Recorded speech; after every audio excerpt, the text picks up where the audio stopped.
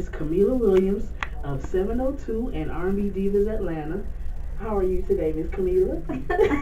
Miss Meelah, aka. Right, thank you, because Camila wears me out. I'm wonderful. The government name. I'm good, thank you. Good, it's so good. We are good too. Thank you for being here with us today. Of course, thank you for being interested. Definitely, why not? All right, we're gonna go ahead and start asking you some questions. Okay. We know who you are, but tell our readers who you are. Oh, readers.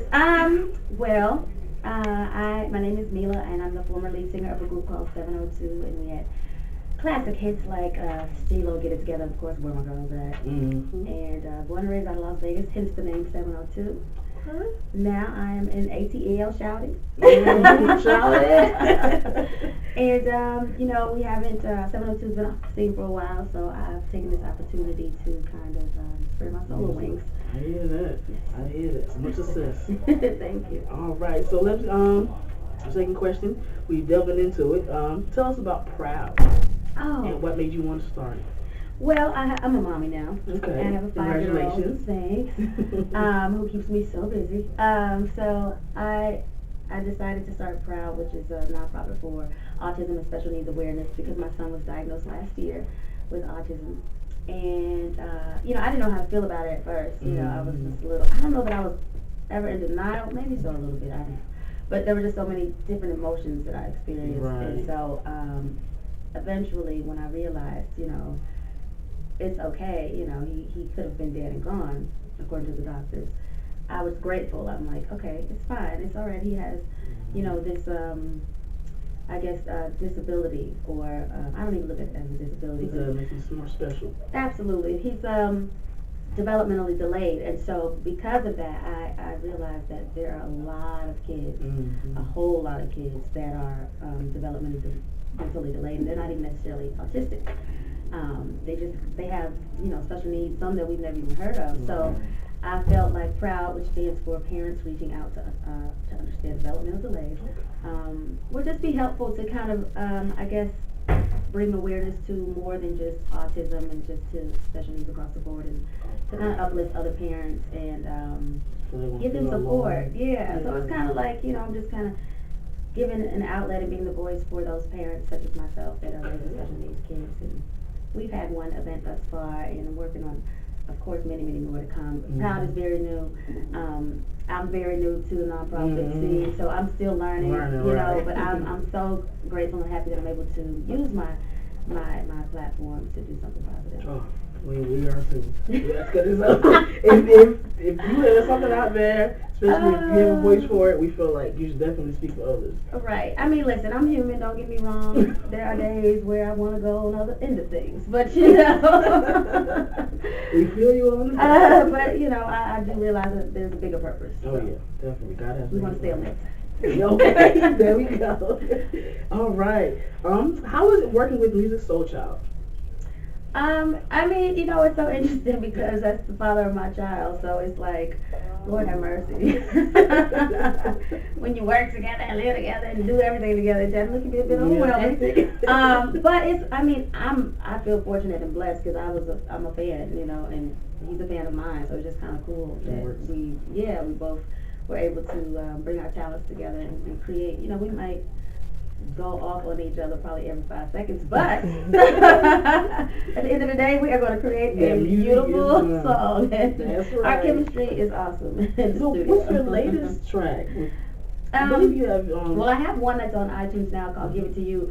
But sometimes, I throw out little teasers because we have about 3 duets together, and then he has other songs that he's produced for me. So there's a song that actually 2 songs other than "Give It to You" that he's produced that are on iTunes as well, called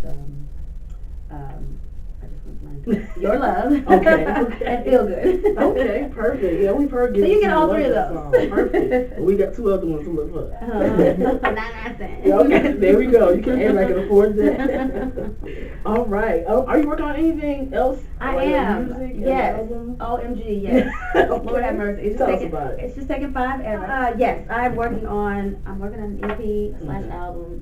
It's just taking such a long time because I'm such a perfectionist, and I just don't want to rush and throw out no bull crap, because it's a tough crowd out there these days. The industry has changed immensely, and the critics are critical. Social media don't help. Exactly, that's what I'm talking about.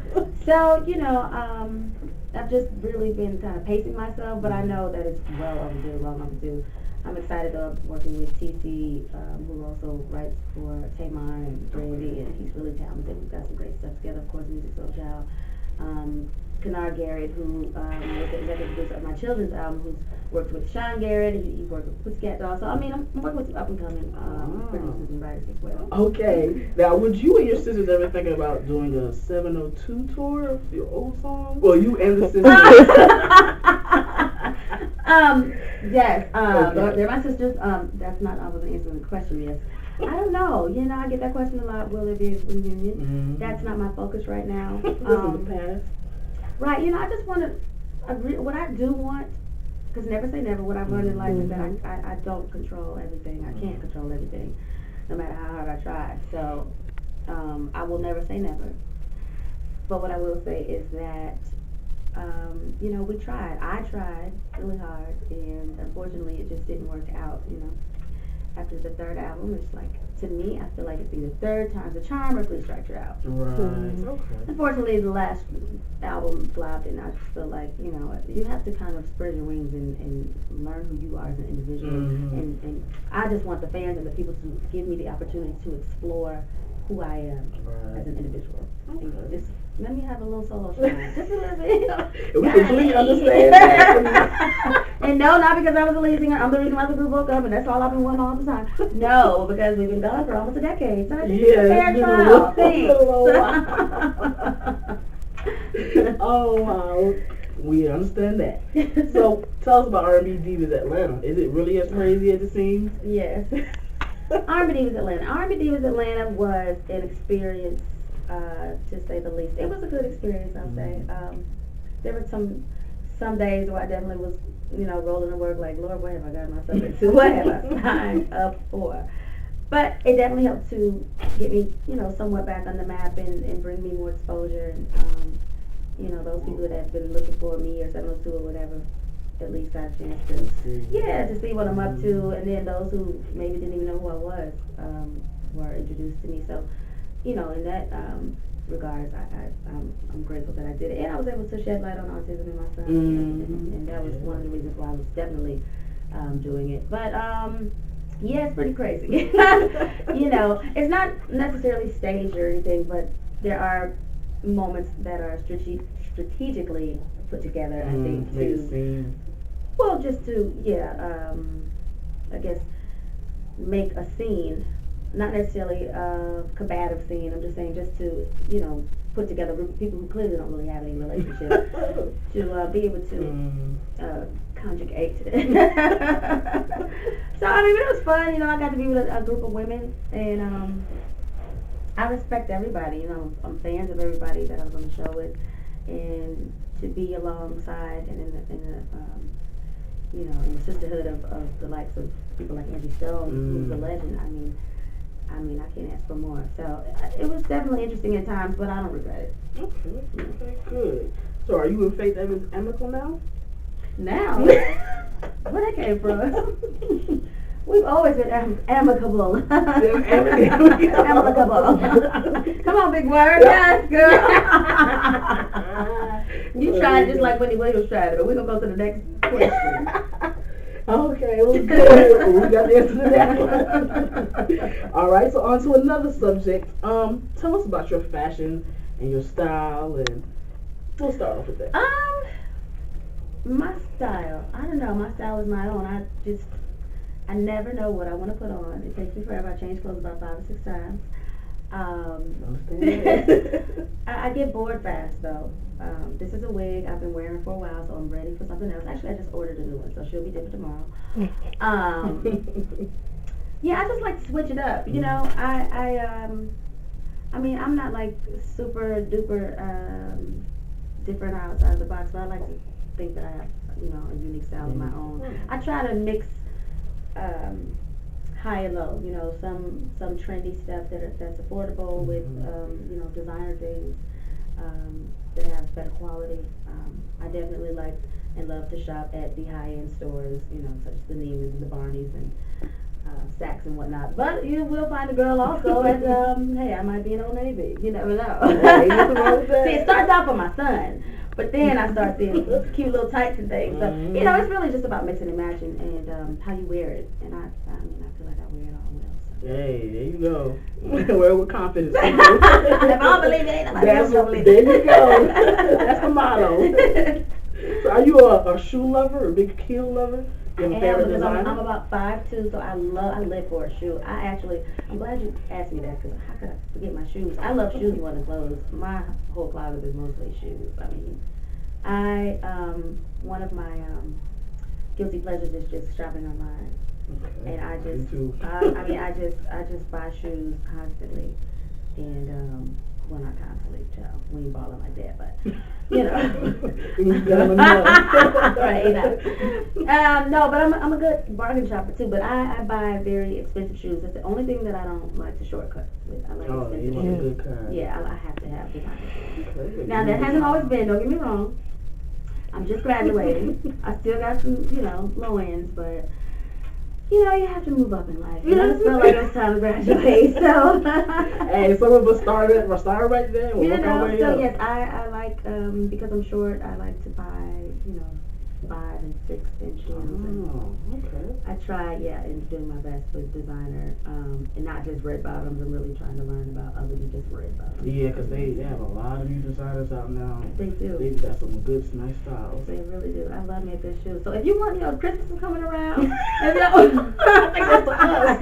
Right, women. We'll see what we can do. So I'm glad we know some good, we do know some good designers too. See? Look your girl up. Good look. Okay. All right, good. Okay, so tell us, do you have any plans for the holidays? Is Christmas really big at your place? I don't really have any major plans. It's so funny, my place. My son doesn't care. My son's father doesn't care. The only person that cares is my mother. She lives in her own space, so it's probably more festive over her house than it is at mine. Oh man! I go through all the drama. I put up a tree. I do the whole wreath on the door outside. My son just walks by and he doesn't care. So. But I do. I grew up really, really, really involved in Christmas. My mom made sure my sister and I had the greatest Christmas of all. It wasn't about the gifts. It was just just the holiday, just the season, just the spirit. Yeah, the spirit of it. She played her classic whispers, Lord Jesus, if I hear the whispers, Christmas one more time, and Bing Crosby. We just had an awesome Christmas growing up. Yeah, she made it just. It felt like forest in the house. She went out. She went. The tree was and the snowflakes everywhere, the fake snow, and the stockings over the. It was a big deal. So, being that I was raised that way, I do love Christmas, but it's a little bah humbug around my house. Right? It's just kind of like, they look at me when I put up all the stuff, and they just sit there like, okay, have at it. So. Well, they'll change once Christmas is. You see what I'm saying? But they're gonna want some gifts, Open up them gifts. I like gifts too, as you know. Yeah. But I do want to raise my son with the understanding that that's not, what definitely. It's about, and it's about giving back. You know what I'm saying? So, as the older he gets, when he's able to fully understand a little better, I do want him to realize that it's the spirit of giving, and we're gonna give away some toys every year. I do want to start doing that with P.R.O.U.D every year, do like some giveaways. Yeah, because it's not about us. It's God put us here to pass it forward. That's right. Everybody take that lesson. Seriously. Too many of us we get caught up. Okay, good. All right. So, any plans for 2015? No. Of course, I'm going to, like I said, release a new project. Hopefully, I will have distribution soon. I won't say who, but I'm praying that I will have distribution soon. I've been doing this independent for a while, and coming from the history and the background of a major, I'm not used to this whole independent thing. Which most artists will probably disagree with me because it's definitely a debatable argument. But hey, if you got somebody that wants to back you, why not? But yes, I'm focused on putting out new music, and just really staying busy and visible. I want to definitely make sure that P.R.O.U.D grows and expands.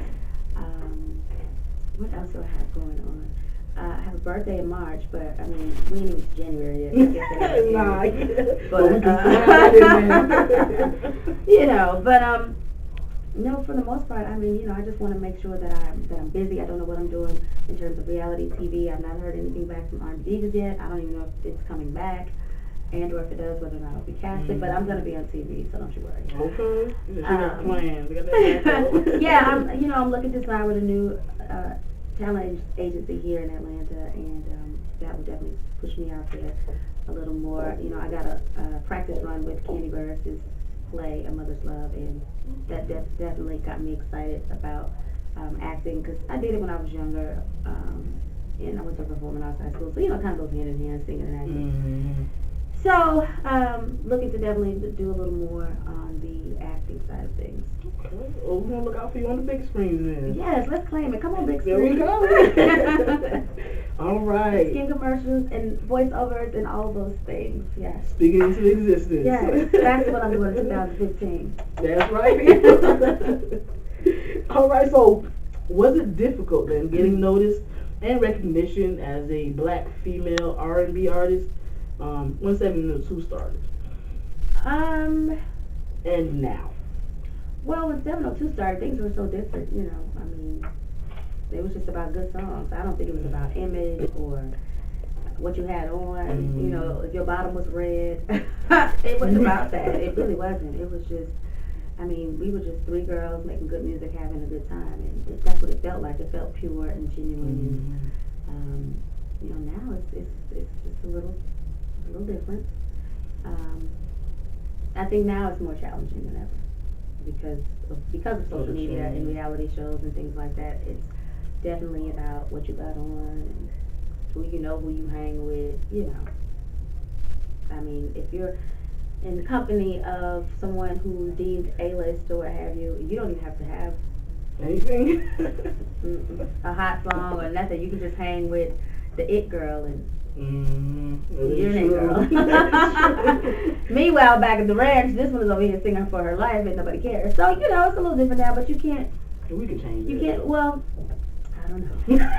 But I'm trying not to focus on that, and I know that my strength is, you know, my voice. It always has been, it always will be, and that's my thing. So I'm just here to make good music, and hopefully people can sing along and enjoy it, and, you know, that will win for me. Okay.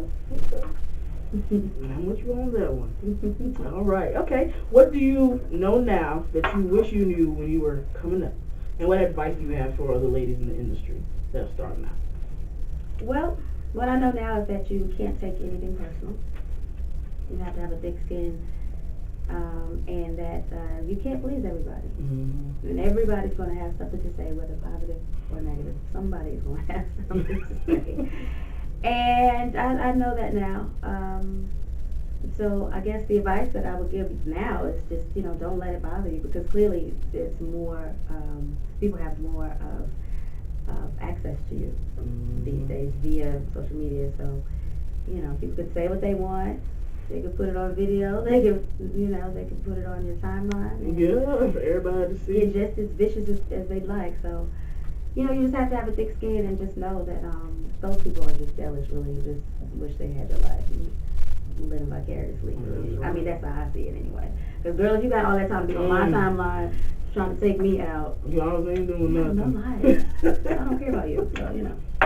There we go. There we go. Perfect. The difference is, look. Okay, do you think it's possible to be sexy and successful, and of course taken seriously in today's world? Absolutely. Absolutely. You know, with 702, we had no sex appeal at all. Jesus. Like you said. Oh, when I look back at those pictures, oh my God. But no, totally. I mean, there are several business women that we admire and look up to. I think, especially in the African American community, that are gorgeous, that are sexy and respected. Perfect. Yeah. We definitely believe in that as well. Yeah. Okay, so tell us where our readers can keep in touch with you, like your social media, your links. Please follow me on Instagram, Twitter, and Facebook. All my handles are the same at It's Meelah, ITS MEELAH. It's Meelah. Perfect. All right. Thank you so much, Miss Meelah, for doing this interview with us. It has been a pleasure, and you are very funny. It's early, girl. Hey, well, that's the perfect time. I am funny. Yes, I've been told. I'm just playing. Well, you have been amazing. Thank you. Thank you so much. Thank you guys for having me. All right. Thank you.